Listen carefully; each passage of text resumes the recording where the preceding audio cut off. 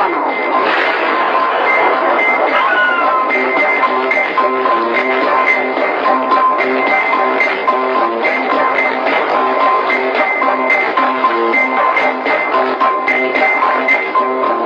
Sungguh ironis jika seorang anak yang merupakan permata hati dan tumbuhan masa depan kedua orang tuanya harus diserahkan kepada iblis bencana. Semua dilakukan hanya demi ketamatan akan harta dunia. Anak yang seharusnya dijaga dan dibesarkan justru dipersembahkan kepada makhluk seperti iblis laknat.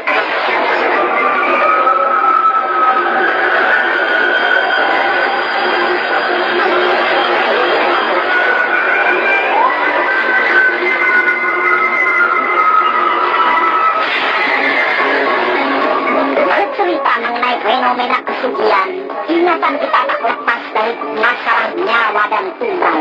Jika ingin kaya mendadak, konon kita harus menukar secara timbal balik dengan setan yang dipuja itu. Setan memberi kita harta, dan kita pun harus memberikan sesuatu menurut keinginan si setan itu. Biasanya inilah yang kemudian disebut sebagai tumbal. Tumbal itu biasanya bisa berupa barang ataupun nyawa. Semuanya tergantung permintaan si iblis. Bahkan tak menutup kemungkinan nyawa si pelaku berikut beberapa nyawa keluarganya sekaligus. Memang mengerikan. Kendati demikian disinyalir banyak orang yang nekat melakukan kesusahan ini. Ada pengalaman luar biasa yang dialami oleh seseorang lelaki daerah Bogor yang kini sudah berusia 55 tahun. Nadin namanya. Selama 15 tahun dia hidup tersiksa di alam siluman babi karena ditumbalkan oleh kedua orang tuanya demi meraih kekayaan.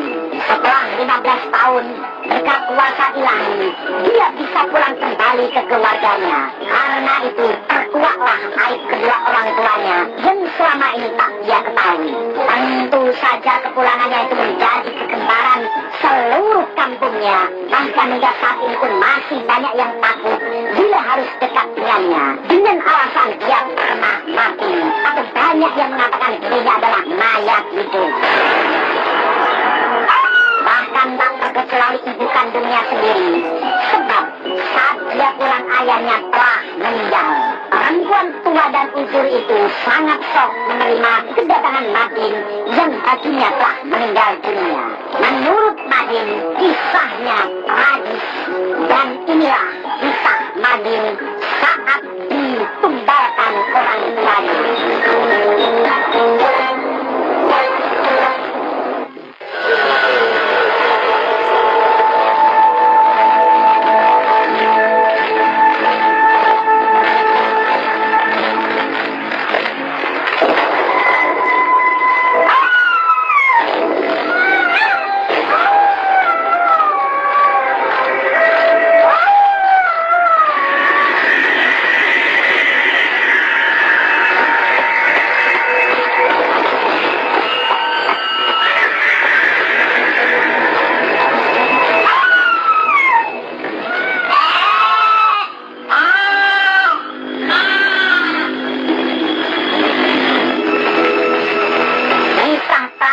Dimulai ketika dia masih berusia 15 tahun.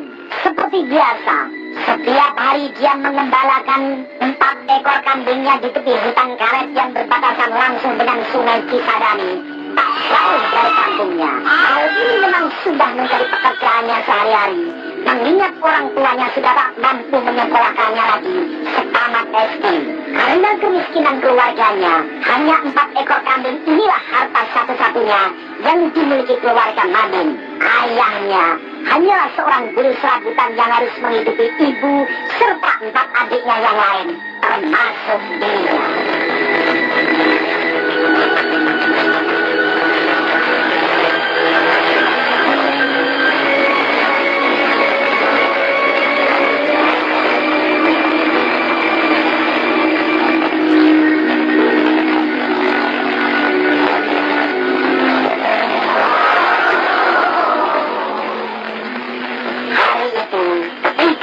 Sedang mulai menuju peradilannya di ujung barat. Angin sepoi-sepoi yang datang dari lembah Cisadane hampir saja memejamkan mata. Nadin yang sedari tadi duduk di bawah batang pohon karet sambil mengawasi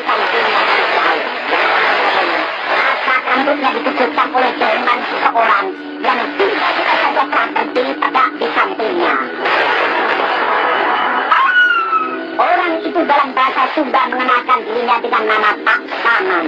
Lelaki berpakaian ala pendekar ini membawa pesan, yakni agar si Madin bersedia ikut dengannya ke rumah atas perintah bapaknya sendiri.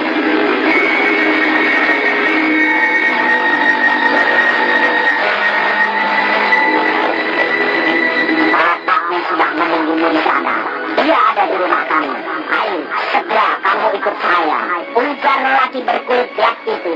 Seperti bibit batis, Nadine menurut saja. Bahkan dia lupa dengan kambing-kambingnya. Dan ketika tiba di tempat yang dituju, ternyata rumah orang itu sungguh sangat besar, seperti layaknya sebuah istana kecil. Namun, begitu tiba di sana, Nadine tak melihat ayahnya.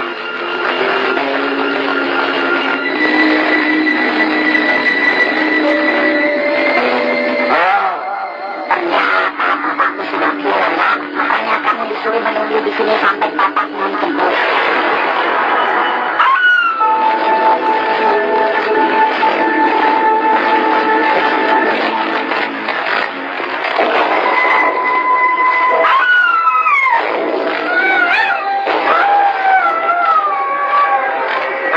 Lelaki tadi kembalinya dari sebuah ruangan. Nadine bingung. Dia mulai curiga. Karena bingung dia mulai kasak kusuk bertanya pada orang-orang yang bekerja di rumah itu yang jumlahnya sangat banyak. Sebuah rumah dengan puluhan bahkan ratusan pembantu adalah sungguh sangat aneh, tapi tetap ada jawaban. Semua orang-orang itu semuanya seperti bisu. Tiap kali ditanya mereka hanya menggeleng dan memandang dengan hampa. Bahkan Nadine melihat mereka hanya bekerja dan bekerja.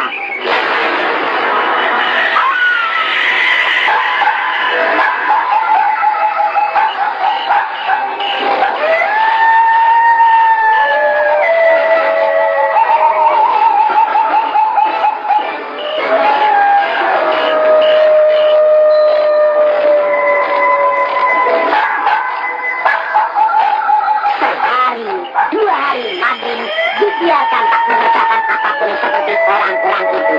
Namun, menginjak seminggu, dia dikejutkan oleh suara yang menggeledek, yang menghardiknya agar bekerja seperti yang lain.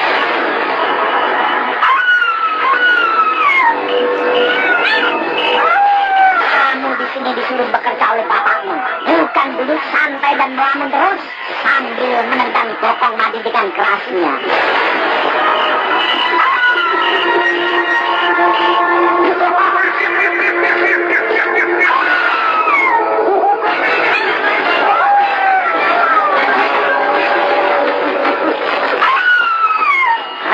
Sakit luar biasa kita tendangan itu membuatnya sangat takut. Sedangkan orang yang beberapa waktu lalu menjemputnya tak lagi menampakkan batang hidungnya. Akhirnya lambat laun Nadine mulai merasa bahwa dia telah ditipu orang yang mengaku bernama Pak Saman itu.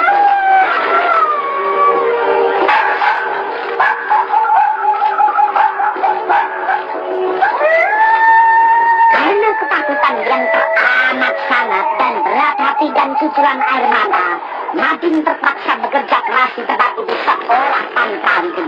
Dikatakan tanpa henti sebab seolah tempat itu tak ada pergantian hari, siang ataupun malam. Hari-hari kelam itu dia lewati dengan cucuran keringat tiada henti. Semua pekerja termasuk Nadine di dalamnya baru berhenti tatkala tiba saatnya makan. Makan saja dijatah 2 kali sehari, pagi dan beberapa jam kemudian.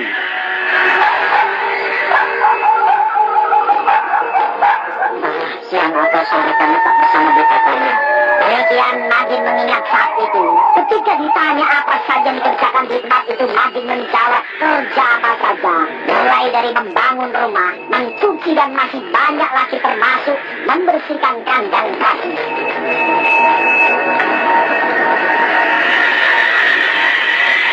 Sebulan kemudian, Nadine baru melihat jika di ruangan lain atau tempat lain ada pemandangan memilukan.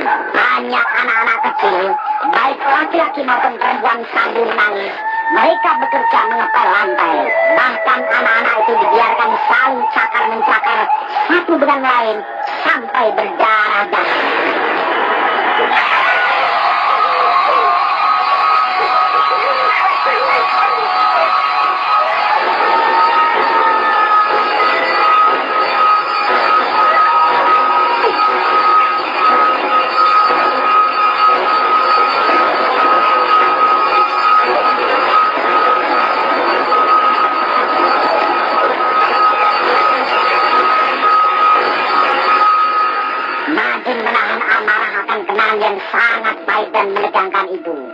Madin saat itu terus bekerja dan bekerja bersama puluhan orang lainnya dari segala umur.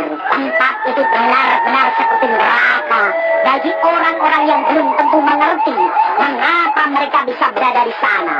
Mereka bekerja untuk siapa dan apa salah mereka sebenarnya. Berminggu, berbulan, dan hampir 6 bulan Madin bersama orang-orang malang itu terus bekerja yang sekalipun tak pernah mendapatkan makan enak, apalagi digaji.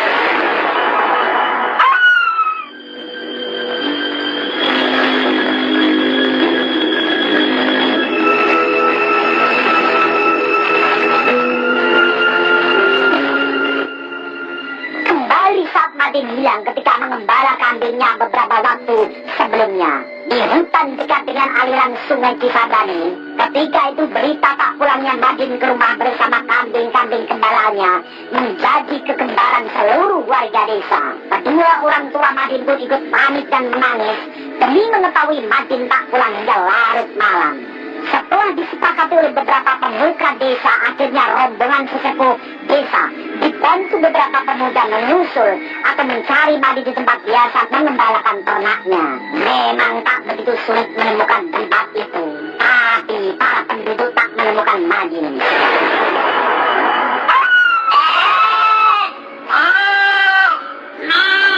Hanya 4 ekor kambingnya saja yang ada di tempat itu. Setelah dijelajahi areal hutan di sekitar tempat itu, nyatanya para penduduk tak menemukan juga jejak Madin. Akhirnya mereka pulang dengan hanya membawa 4 ekor kambing saja. Sesampainya di rumah kedua orang tua Madin hanya mampu menangis dan tak bisa berbuat apa-apa.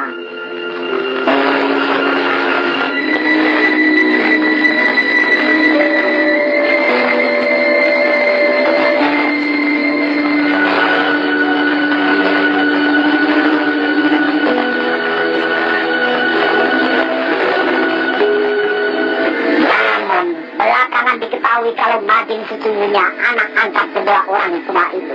Dulu mereka tak punya anak, sehingga Madin diangkat sebagai anak. Setelah mengangkat Madin sebagai anak, barulah ibu Madin mengandung ketiga anaknya yang lain.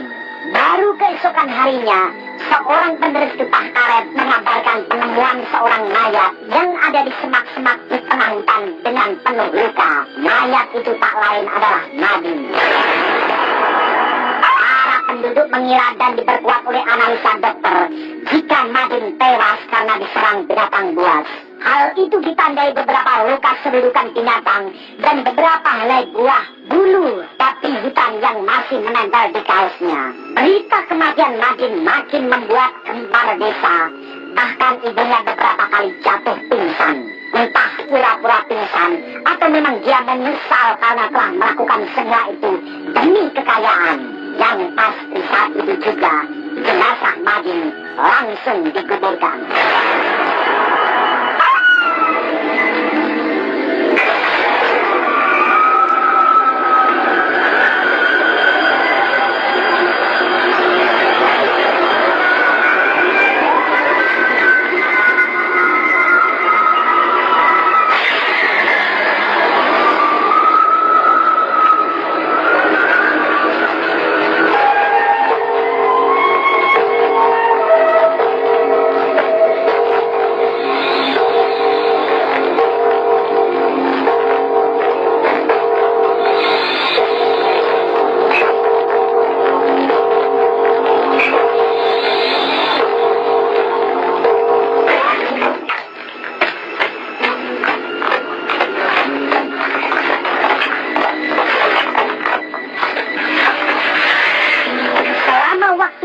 Kematian Madin sedikit demi sedikit mulai hilang dari ingatan seluruh warga desa. Setelah 15 tahun sejak kematian Madin, warga desa pun benar-benar lupa dengan kisah tragis seorang anak rajin itu. Bahkan saat ayahnya meninggal, kabar tentang Madin sudah dilupakan orang. Beberapa hari setelah ayahnya meninggal, kegembaraan luar biasa kembali terjadi. Di desa itu tiba-tiba muncul seseorang lelaki setengah baya yang mengaku bernama Madin.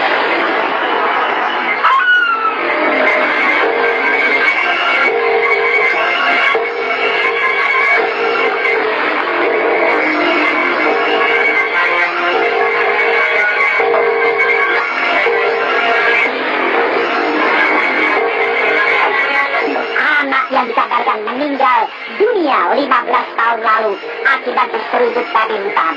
Tak ada yang percaya jika dia benar-benar Madin yang sudah mati. Namun, sejumlah warga desa yang menjadi saksi peristiwa 15 tahun silam itu mulai percaya. Hal itu ditandai dengan beberapa tanda, di antaranya kaos yang dipakai Madin ketika hilang dulu walau kini sudah hampir hancur, dan rasa kesempitan. Begitu juga celananya walau sudah compang-camping namun masih dikenakan oleh Madin. Akhirnya sebagian penduduk percaya jika itu benar-benar Madin. Acara selamatan pun digelar, dan dari sinilah awal kisah itu meluncur dari mulut Madin sendiri. Walau begitu, tak sedikit pula orang yang takut berdekatan dengan Madin yang bilang mayat hidup. Mengapa hal itu bisa terjadi, dan siapakah yang mati?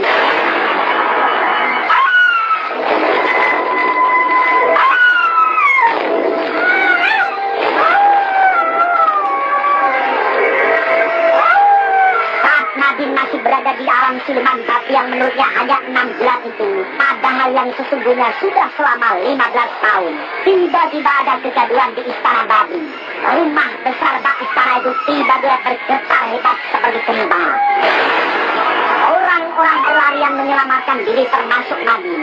Dalam pelariannya di antara guncangan tanah, telinganya mendengar sebuah lagu yang pernah didengarnya, lalu dia sudah sangat lupa.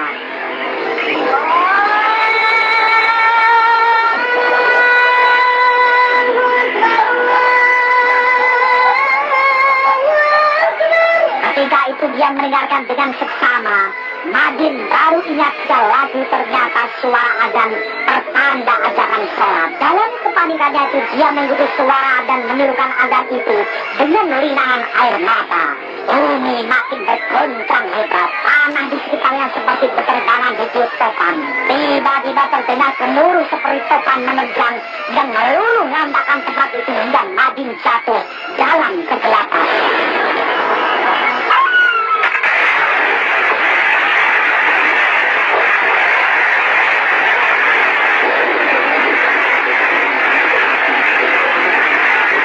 Kesadarannya kembali, dia sudah berada di tengah hutan, dan tak jauh darinya dia menemui orang tua bersorban yang ternyata orang inilah yang memandangkan azan. Begitu selesai, Madin segera merangkak memanggil orang tua bersorban itu. Orang tua ini seperti kaget dan bingung, seperti halnya Madin. Menurut penuturan orang tua itu, dia mencari seorang bocah perempuan yang konon diculik lembut hutan karet ini. Tapi yang muncul justru Madin.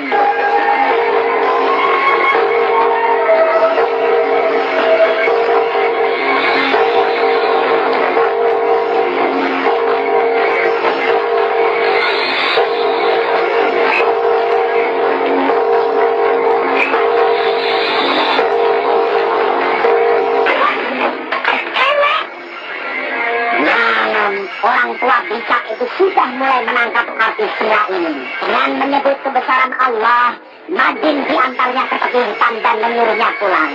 Dan siapakah gerangan orang tua itu? Ternyata dia adalah Haji Sapri, warga desa jauh yang diminta tolong oleh keluarga si bocah perempuan yang hilang itu untuk menemukan putrinya yang hilang secara misterius. Dengan kelebihan yang dimiliki serta aroma yang ada pada Haji Sapri, dia memastikan jika bocah perempuan itu hilang di sekitar tempat ini. Maka di tempat munculnya Madin yakin di tengah hutan karet inilah Haji Sapri berdoa serta mengumandangkan azan.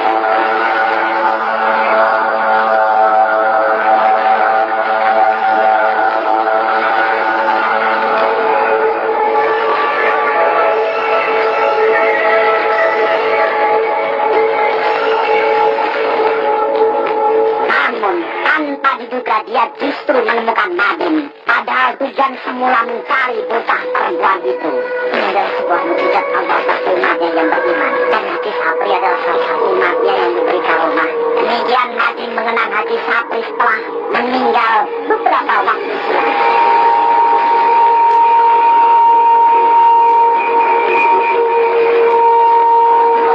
Bukan itu saja, belakangan ternyata atas kuasa Allah, bocah itu pun diketemukan lewat Haji Sapri.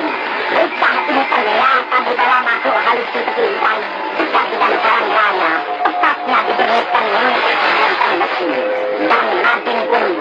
tahu